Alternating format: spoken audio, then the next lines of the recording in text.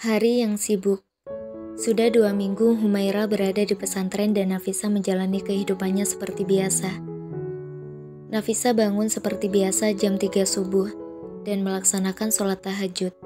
Setelah sholat subuh, Nafisa langsung menuju dapur untuk membuatkan sarapan. Tapi bedanya, hari ini Nafisa hanya membuat untuk 2 orang saja. Selesai membuat roti bakar untuk 2 orang, Nafisa kembali ke kamar untuk membersihkan dirinya dan mengganti pakaiannya dengan yang bersih. "Kamu mau kemana? Ini masih jam 6 pagi?" Tanya Adnan yang baru saja masuk ke dalam kamar Nafisa dan melihat Nafisa sedang duduk di depan meja rias. "Aku harus ke butik untuk periksa barang yang baru datang tadi malam. Dan jam 10 nanti aku harus ke kampus untuk menemui dosen pembimbing aku," jawab Nafisa dan memasang hijab yang sudah disiapkannya. "Kalau gitu aku pergi dulu, dan mungkin aku akan pulang malam," beritahu Nafisa dan berdiri dari duduknya. "Jangan terlalu malam, dan kamu jangan lewatkan waktu makan," ingatkan Adnan. "Iya mas," kata Nafisa dan mengambil tas selempang dan juga tas laptopnya.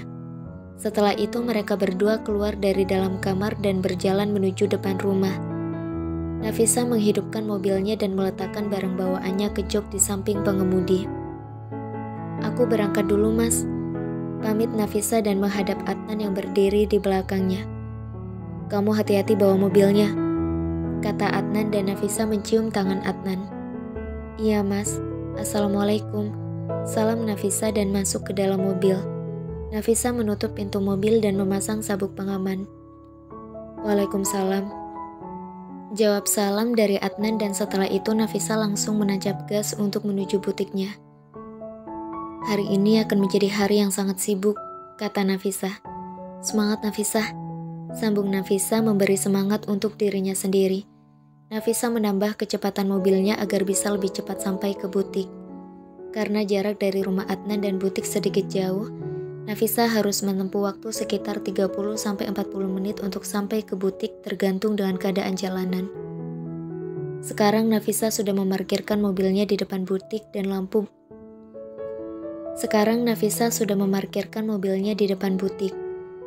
butik sudah menyala yang artinya ada keberadaan manusia di dalam butik. Nafisa turun dari dalam mobil dengan membawa 2 tas dan masuk ke dalam butik yang mana pintunya tidak terkunci. Kakak sudah datang," kata Syifa yang baru keluar dari ruang kerja Nafisa yang berada di lantai atas dengan handuk yang melilit di kepalanya. "Kamu tidur di butik lagi?" tanya Nafisa dan meletakkan kedua tasnya ke atas sofa yang khusus untuk pembeli duduk. "Iya kak, soalnya barangnya datang sekitar jam 11 malam dan aku malas untuk pulang karena sudah larut malam," jawab Syifa. "Kamu sudah sarapan?" tanya Nafisa ke Syifa. "Belum kak," jawab Syifa. "Sana kamu beli bubur dekat taman, sekalian belikan untuk kakak juga," kata Nafisa mengambil dompetnya dari dalam tas dan menyerahkan selembar uang berwarna biru ke Syifa. "Jangan lupa, punya kakak gak pakai kacang," ingatkan Nafisa. "Siap kak, kalau gitu aku beli bubur dulu," kata Syifa menerima uang dari Nafisa dan mulai melangkahkan kakinya. "Kamu mau beli bubur dengan penampilan seperti itu?" tanya Nafisa dan menunjuk ke handuk yang ada di kepala Syifa. "Dekat juga," kata Syifa dengan santai. Syifa pergi membeli bubur untuk sarapan mereka berdua, dan Nafisa berjalan menuju gudang untuk memeriksa barang yang baru datang. Nafisa baru 1 minggu memulai berjualan melalui media sosial, dan pesanan sudah membludak sampai Nafisa harus menambah 2 pegawai untuk membantu mengurus pengemasan barang. "Assalamualaikum kak," salam seorang pegawai butik yang bernama Nidia. "Waalaikumsalam Nidia, ini baru jam 6:30, kenapa kamu sudah datang? Bukannya waktu masuk 1 jam lagi?" jawab salam dan tanya Nafisa bingung. "Banyak pesanan kak, dan kami sudah 2 hari ini datang cepet," jawab Nidia. Lo sudah datang," kata Syifa yang baru datang beli bubur. "Iya nih," jawab Nidia. "Kamu sudah sarapan Nidia?" tanya Nafisa ke Nidia. "Sudah kak, kalau gitu aku ganti baju dulu, dan setelah itu mulai bekerja," kata Nidia dan pergi menuju ruangan di samping gudang yang memang digunakan untuk tempat pegawai meletakkan tas serta berganti pakaian. Nidia adalah salah satu pegawai yang bertugas untuk membalas pesan-pesan yang masuk dari pembeli. "Ayo Kak, sarapan dulu," ajak Syifa dan mereka berdua menuju ruang kerja pegawai di mana itu adalah tempat letak komputer serta tempat istirahat pegawai. Mereka berdua duduk di sofa yang ada di dalam ruangan itu dan mulai memakan bubur mereka. "Kak, sepertinya kita harus cari tempat untuk pengurusan online shop," saran Syifa. "Benar Kak, apalagi sekarang pemesanan semakin banyak dan harus membutuhkan tempat yang sedikit luas," kata Nidia mendukung saran Syifa. "Sebenarnya kakak punya rumah sekitar 10 menit dari sini. Gimana kalau di sana saja?" beritahu dan tanya Nafisa. "Terserah kakak saja, soalnya kalau kita di sini dan pesanan semakin banyak, takutnya mengganggu pengunjung butik," kata Nidia. "Nanti kakak minta orang untuk bersihkan rumah itu," kata Nafisa. Setelah itu Nidia duduk di meja kerjanya dan menghidupkan komputernya untuk mulai bekerja. Jam terus berputar dan pegawai sudah mulai datang untuk memulai pekerjaan mereka. "Untuk hari ini butik kita tutup dulu, dan yang biasanya bertugas mengurus butik silakan membantu untuk pengemasan barang agar bisa cepat dikirim," kata Nafisa ke semua pegawai butik. "Iya Kak," kata pegawai butik yang memang khusus mengurus butik dan melayani pengunjung butik. Nafisa juga turun tangan untuk membantu pengecekan barang sebelum dikemas. Takutnya ada barang yang rusak. "Syifa, kamu telepon restoran biasa dan pesan makan siang untuk semuanya," perintah Nafisa ke Syifa yang sedang membantu mengecek barang. "Iya Kak," kata Syifa melepas baju yang dipegangnya dan berjalan keluar dari gudang. Jam terus berputar dan tiba-tiba saja sudah menunjukkan pukul 10. Nafisa harus pergi ke kampus untuk menemui dosen pembimbingnya. "Kalian selesaikan kerjaannya, kalau capek istirahat saja dulu. Nanti lanjut lagi dan kalau makan sudah datang kalian langsung makan," kata Nafisa ke semua pegawai. "Iya Kak," kata semua pegawai dengan serempak. "Kalau gitu kakak pergi dulu," pamit Nafisa. "Assalamualaikum," salam Nafisa. "Waalaikumsalam," jawab salam dari semua pegawai. Nafisa keluar dari gudang dan mengambil tasnya terlebih dahulu baru keluar dari dalam butik diikuti oleh Syifa. "Nanti pulang dari kampus kakak mau ke pabrik sebentar untuk periksa pekerjaan di sana. Dan setelah itu baru kesini lagi," kata Nafisa ke Syifa. "Iya Kak, kakak hati-hati di jalan dan selama kakak pergi biar Syifa yang handle di sini," kata Syifa. "Kakak pergi dulu, assalamualaikum," salam Nafisa. "Waalaikumsalam Kak," jawab salam dari Syifa. Nafisa masuk ke dalam mobilnya dan mulai mengendarai untuk menuju kampus yang jaraknya lumayan jauh dari butik.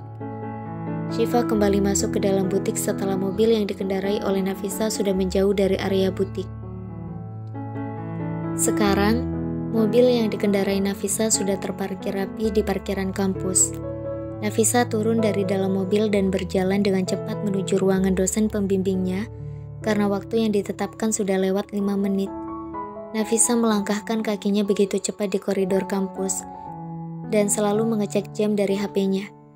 Saat Nafisa sedang mengecek jam di HP-nya dengan kepala menunduk, tidak sengaja Nafisa menabrak orang yang sedang berjalan berlawanan arah dengannya. Dan syukur saja orang yang ditabrak oleh Nafisa langsung menahan pinggang Nafisa sehingga tidak jatuh ke belakang. Dengan cepat, Nafisa berdiri tegak dan menjauhkan badannya dari orang yang ditabraknya tadi. "Maaf, saya tidak sengaja," kata Nafisa meminta maaf dan mendongakkan kepalanya untuk melihat orang yang ditabraknya. Nafisa kaget saat melihat orang yang ditabraknya adalah Adnan, tapi dengan cepat Nafisa kembali mengubah ekspresi wajahnya. "Kamu ini Nafisa jalan gak hati-hati," kata Pak Dani, rektor kampus. "Maaf Pak, saya gak sengaja, soalnya buru-buru sudah ditunggu Bu Sari di ruangannya," kata Nafisa merasa bersalah. "Lain kali hati-hati kalau jalan," kata Adnan dengan lembut. "Sekali lagi saya minta maaf.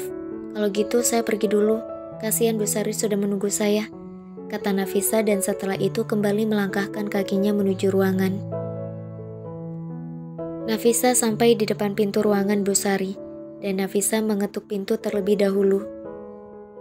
"Masuk," perintah Bu Sari dari dalam. Nafisa membuka pintu ruangan itu dan dia bisa melihat Bu Sari yang sedang duduk di kursi kerjanya. "Maaf Bu, saya telat. Tadi jalanan sangat macet," kata Nafisa meminta maaf saat melangkahkan kakinya masuk ke dalam ruang Bu Sari. Dan tidak lupa kembali menutup pintu. "Tidak apa-apa, saya juga baru saja dari toilet," kata Bu Sari. "Silakan duduk Nafisa," kata Bu Sari mempersilahkan. "Makasih Bu," ucap Nafisa dan langsung menjatuhkan bokongnya ke atas kursi di depan meja Bu Sari. "Mana skripsi kamu yang sudah Ibu minta perbaiki?" tanya Bu Sari. "Ini Bu," jawab Nafisa dan mengeluarkan skripsi dari dalam tasnya. Nafisa menyerahkan skripsi itu ke Bu Sari dan langsung diterima oleh Bu Sari. "Saya periksa dulu," kata Bu Sari dan mulai meriksa skripsi yang sudah dibuat Nafisa dengan teliti. Ini adalah skripsi ketiga Nafisa, setelah sebelumnya banyak kesalahan yang harus diperbaiki oleh Nafisa. Dan Nafisa begitu gugup apakah setelah ini dia harus kembali memperbaiki lagi. Butuh waktu sekitar 5 menit untuk Bu Sari memeriksa keseluruhan skripsi Nafisa. "Bagaimana Bu?" tanya Nafisa ke Bu Sari dengan hati yang tidak tenang. "Skripsi kamu sudah bagus dan saya akan mengajukan persidangan. Kamu tinggal tunggu waktu sidang saja," jawab Bu Sari dengan senyuman manisnya. "Ibu serius, saya sudah bisa sidang?" tanya Nafisa dengan hati-hati. Takutnya salah dengar. "Iya, nanti Ibu kabarkan kapan kamu bisa sidang," jawab Bu Sari. "Makasih Bu, makasih banyak atas bimbingan Ibu selama ini ke saya," ucap Nafisa dengan begitu bahagia. "Saya hanya membantu kamu sedikit," kata Bu Sari. "Tidak, Ibu sudah sangat banyak membantu saya. Kalau tidak ada Ibu, mungkin saya tidak akan sidang dengan cepat," kata Nafisa dengan tulus. "Sama-sama," kata Bu Sari. "Kalau gitu saya permisi dulu Bu," pamit Nafisa ke Bu Sari.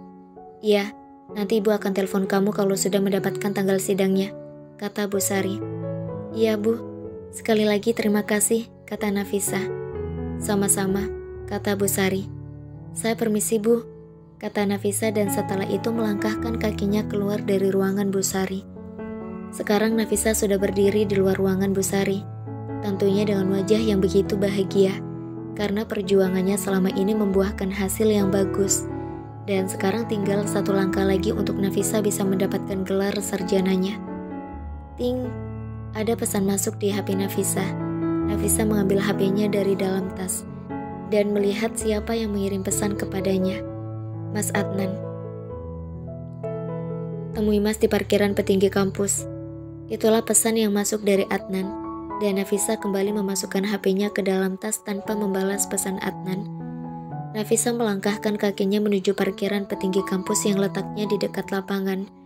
Sekarang Nafisa sudah berdiri di samping mobil Adnan.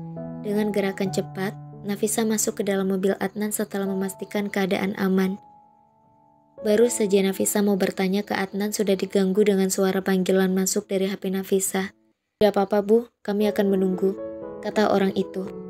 "Sekarang saya akan hubungi pegawai saya agar mengantarkan kunci rumah," kata Nafisa dan setelah itu mematikan sambungan telepon. Nafisa mencari kontak Syifa dan langsung menghubunginya. "Assalamualaikum Syifa," salam Nafisa. "Waalaikumsalam Kak, ada apa?" jawab salam dan tanya Syifa. "Syifa, kamu ambil kunci rumah di laci meja kerja kakak dan kamu langsung antar kunci itu karena orang yang ingin membersihkan rumah sudah berada di sana. Nanti kakak kirim alamatnya," pinta Nafisa. "Iya Kak, Syifa akan mengantar dengan cepat," kata Syifa dari seberang sana. "Kamu awasi pekerjaan di rumah itu sampai selesai dan minta Nidia untuk mengawasi pekerjaan di butik untuk sementara. Kakak sekarang akan pergi ke pabrik sebentar untuk periksa pekerjaan di sana," kata Nafisa. "Iya Kak, kalau gitu Syifa pergi dulu. Assalamualaikum," salam Syifa. "Waalaikumsalam," jawab Nafisa dan setelah itu mematikan sambungan telepon. "Masih banyak kerjaan?" tanya Adnan dan menatap Nafisa. "Iya Mas, sekarang aku harus pergi ke pabrik untuk periksa kerjaan di sana dan setelah itu kembali ke butik lagi," jawab Nafisa dan menyadarkan punggungnya sebentar. "Mas, ada apa mintaku ke sini?" tanya Nafisa ke Adnan. "Mas sebenarnya mau ngajak kamu makan siang," jawab Adnan. "Maaf Mas, aku nggak bisa. Masih banyak yang harus aku kerjakan sekarang," kata Nafisa dengan rasa bersalah karena sudah menolak permintaan Adnan. Gak apa-apa, aku makan siang di kantor aja nanti. Kamu jangan lupa makan siang juga, kata Adnan. Iya mas, kalau gitu aku pergi dulu, kata Nafisa dan mengambil tangan kanan Adnan. Assalamualaikum, salam Nafisa. Setelah selesai mencium tangan Adnan dan langsung keluar dari mobil Adnan. Waalaikumsalam, kamu hati-hati bawa mobilnya, jawab salam dan ingatkan Adnan. Mas juga hati-hati bawa mobilnya, aku pergi dulu, kata Nafisa dan setelah itu menutup pintu mobil Adnan. Nafisa berjalan dengan cepat menuju parkiran khusus mahasiswa kampus dan di tengah perjalanan, dia bertemu dengan Anita dan Miftah yang sedang berlawanan arah dengannya. Loh, mau kemana buru-buru gitu? Tanya Anita ke Nafisa. Aku harus pergi dulu ada kerjaan. Maaf, hari ini gak bisa ikut kumpul sama kalian, jawab Nafisa. Ya udah gak apa-apa, lo pergi aja sana. Tapi ingat, lo harus traktir kami semua nanti, kata Miftah. Iya, nanti aku traktir. Kalau gitu aku pergi dulu. Assalamualaikum, pamit dan salam Nafisa. Waalaikumsalam, jawab salam dari Anita dan Miftah. Setelah itu, Nafisa masuk ke dalam mobilnya dan langsung mengendarainya menuju pabrik. Karena untuk ke sana, Nafisa harus menempuh perjalanan sekitar 1 jam lebih. Setelah dari pabrik, Nafisa berencana pergi ke suatu tempat terlebih dahulu, baru kembali ke butik untuk membantu pekerjaan di sana.